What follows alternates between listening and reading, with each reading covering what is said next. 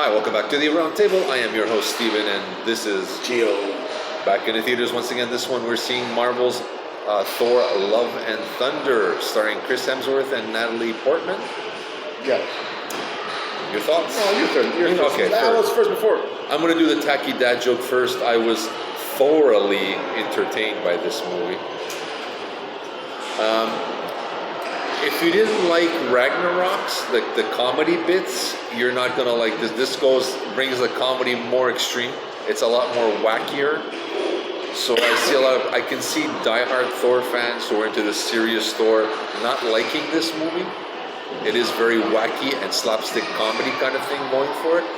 But I enjoyed it. I thought it was funny, and I laughed, and I thought I was supposed to laugh. It offsets the over emotional parts with Natalie Portman. So, if you don't know by now, she is gravely ill in this movie, and so not the actress. The character she's portraying. What's the character? Jane Foster. Jane Foster. Thank you.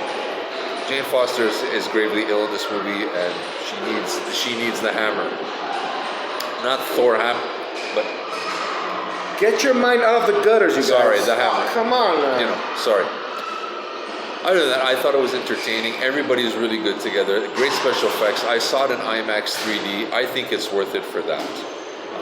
But we were lucky enough to see it on the cheapy days, so it was like $8. So I think I got my money's worth. I thought it was an entertaining Marvel edition. I didn't mind the wackiness. And I'm going to tell you right now, you'll never look at goats the same way again.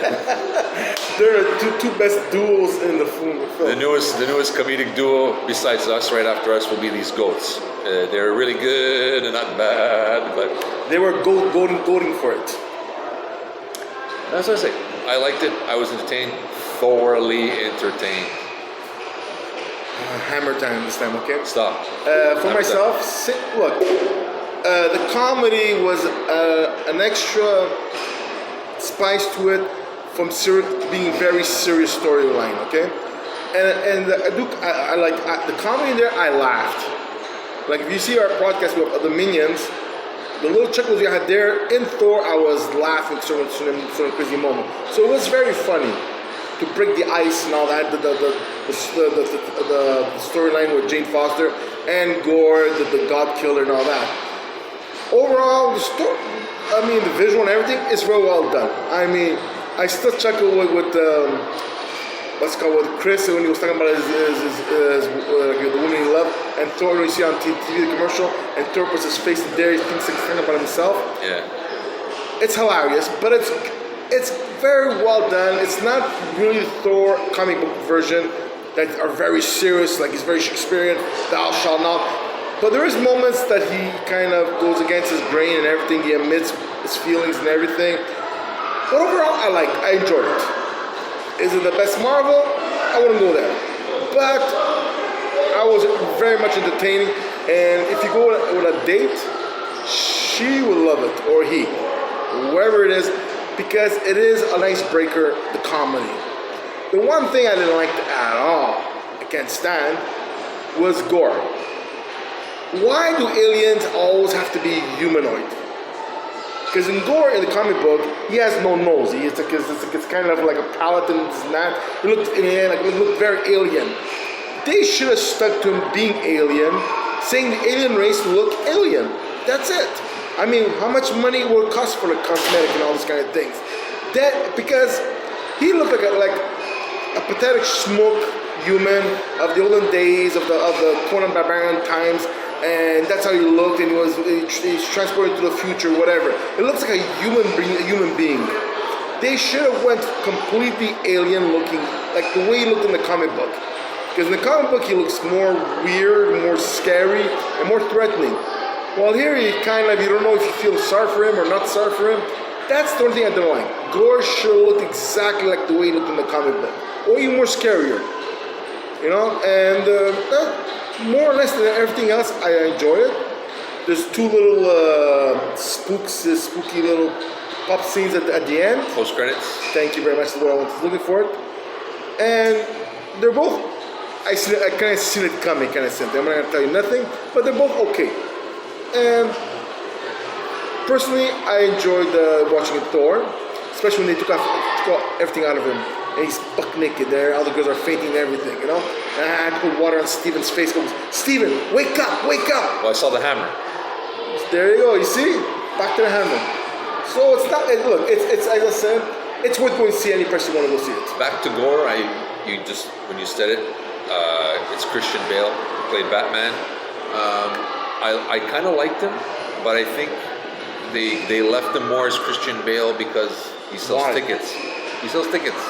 And also, this is Marvel, part of Disney. They're not going to make him as scary, although he was a little scary. There was a part where he's in the cage with the kids. That could be a little frightening for some children, for younger kids. But overall, again, Marvel's thing with not going full-fledged with a villain is their one mistake.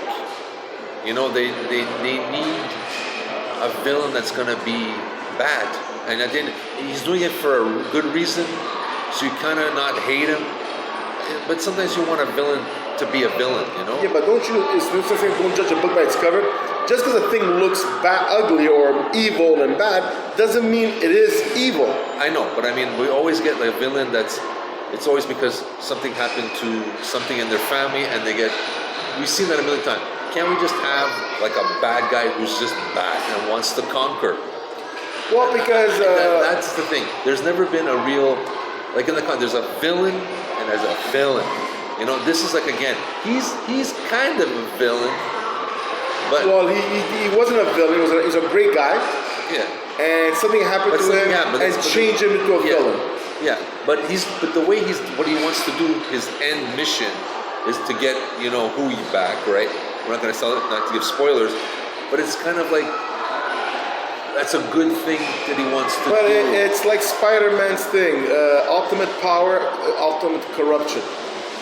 So what happened with that sword, he got corrupted to the wrong way. Now, did he easily get corrupted? Or did the sword motivate him to be the dark side? That's it. So we don't know what it is. And gore, the reason is because when it came out in Thor, I think it was a couple years ago, it was a great hit. I bought it, I loved it, the old story and everything. And him being a god killer, so you don't know who's gonna kill this and that. We like the concept and everything. The thing is, they should have made him look like the way he looked in the comic book. And it's to me, it's like, it's enough. Like in comic book, I understand the olden days, the Skrulls, the Krees, they all look humanoid. Now we're in the modern terms. The chances of having aliens looking humanoid, it's really off. So make it more, if you want to make it more modern, make it more alien. That's it. So he had no nose. That's it. He had a little thing over there. That's it. You know, like, that's it. It's just, that was what bothered me. It's like, why change the main character, the bad guy, whatever, the good guy, bad guy, Gore, too much humanoid. And that's it. And all the rest, I completely enjoyed, you know? Yeah. So that's it. I think we both agree that Gore was the weak point. Yeah. Not by performance. Yeah, no, performance is great. Performance is just the way they execute the character. But other than that, I enjoyed it.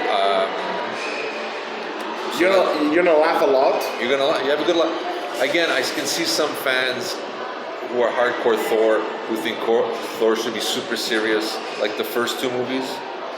I understand that, but I think it's a good thing. I didn't mind it. I find it passed faster. Yeah. So you're gonna laugh, and then you take it seriously. And the visuals are great for 3D. I enjoyed it. So with that being said, the minor quibble is Gore, the God Killer, the way they executed it. But other than that, entertaining Marvel movie. Again, they have another winner on their hands as far as I'm concerned. So that being said, I think we don't want to hammer our fans over the head with our review. So you asked for it, you guys. Yeah. So this is Gio, Steven. And we nailed it.